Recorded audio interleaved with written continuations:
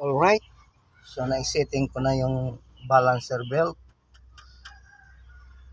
So ngayon ay pakakawalan ko na itong spring para sumipa. Itong spring yung maghihigpit ng belt. So pag diluwagan ko ito, sisipa yung spring na ito. Tsaka itong tensioner bearing. Yun, pumitik na. So yun ang pinaka-tension niya ng timing belt.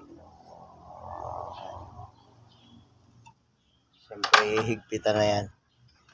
Huwag kalimutan higpitan.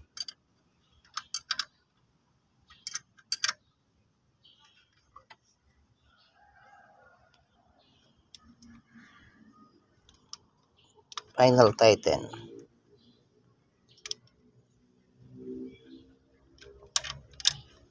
Dalawa lang naman to. Bolt and nut. Okay.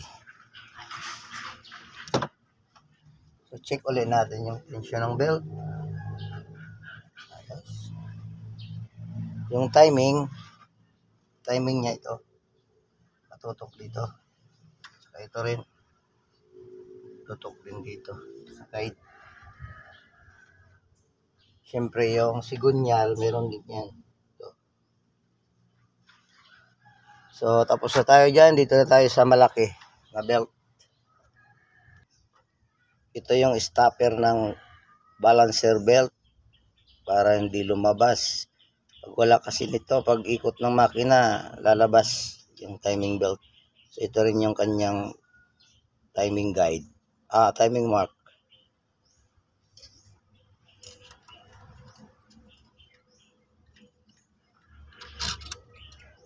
So nakatutok yan doon sa kanyang timing mark. Next tayo, ito yung sprocket sa sigunyal. Para naman ito sa malaking belt. So ilagay ko na ito para mai-setting na yung malaking belt.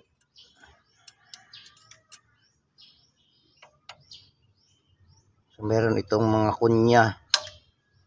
Kasi pag walang kunya, iikot. So ikakabit ko na itong malaking timing belt. Mahaba.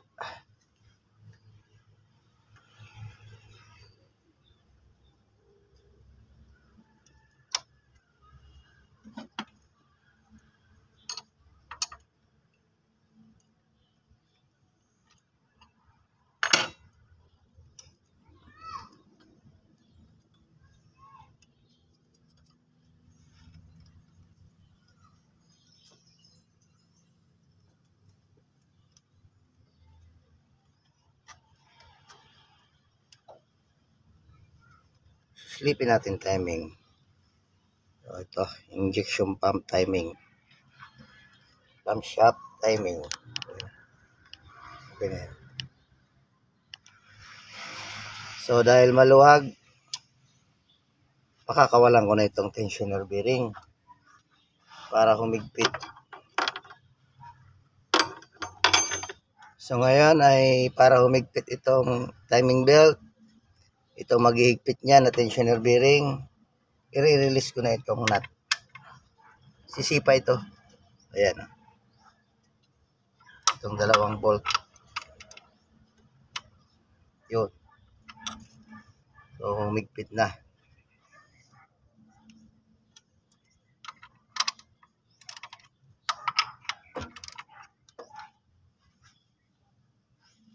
Siyempre, huwag kalimutang higpitan.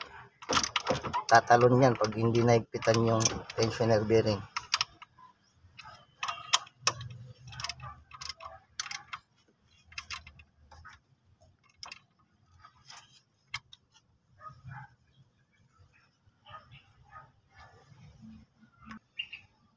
So yung pinaka-final higpit ko nito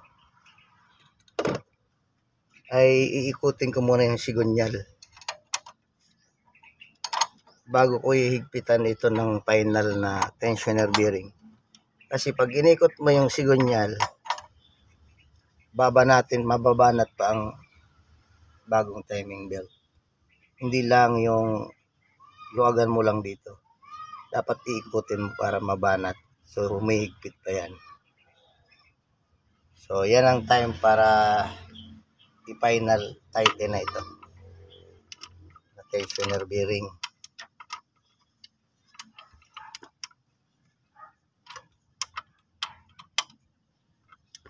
Yung iba, hindi na yan iniikot. Basta pagpitik nito, yun na, hinigpitan, di maluwag yung belt.